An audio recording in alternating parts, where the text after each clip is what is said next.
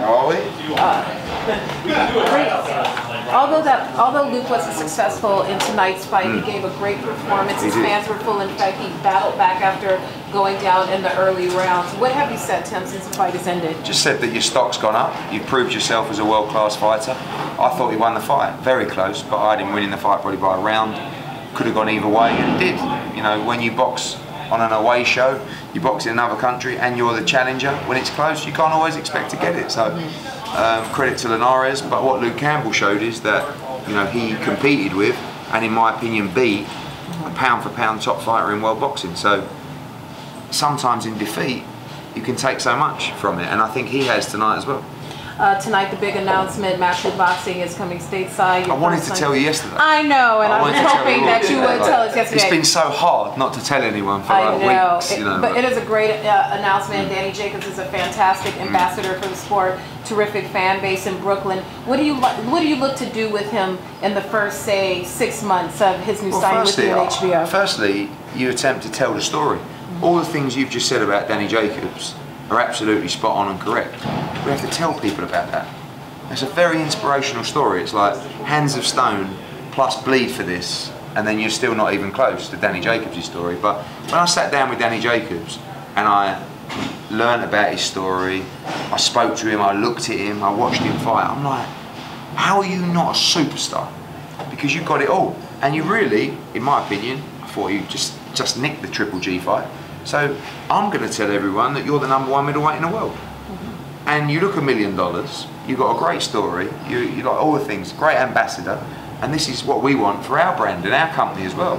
So in the short term, it's all about building the brand, making him a star, and also getting him back in the ring, keeping him active, you know, making sure he knows exactly when he's fighting, minimum 3 times a year at the moment. Come back with a good win in November. Loads of big fights, you know, Lemieux, Billy Joe Saunders. The ultimate goal is the Canelo Triple G winner, of course. And before the draw last week, we were looking at that fight for the spring. Now we're probably looking at it for autumn. But it's fine. We can wait for that fight. But he has to be in that mix, and you know he deserves to be. Looking at the wealth of talent you have with Anthony Joshua, Kell Brook, Chris Eubank, now you add Danny Jacobs to your stable. How does he fit in with your other fighters? Oh, I'm not really looking to match him with any of the other guys right now. Just personalities and you know how they move. Yeah, very different. I mean, he's got great energy. I enjoy being around him. You know, he has a great smile. You know, he's infectious. He's and he's excited. You know, like tonight, he was nervous to go on air and make this announcement. You know, and be back on HBO, and that gives you a little bit of a spring step because you can get downbeat in this sport.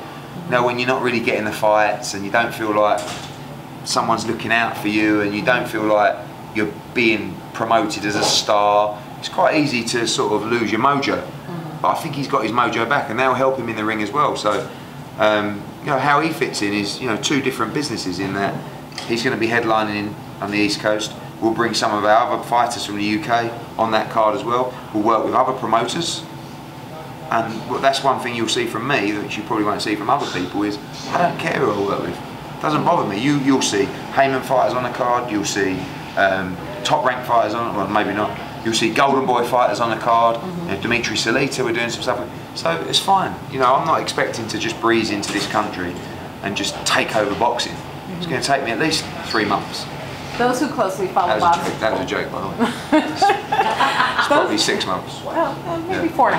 4.5. Yeah. You know, those who follow boxing closely are very much aware of you, your brand, and your fighters. For the American fans that are getting their first introduction within our audience to Eddie Hearn, Matchroom Boxing, what would you like them to know about your stable, your fighters, and what you look to do here in the United States? Well, we have a great wealth of talent in our stables, but what we need to do here is we need to transcend what we've done in Britain into America.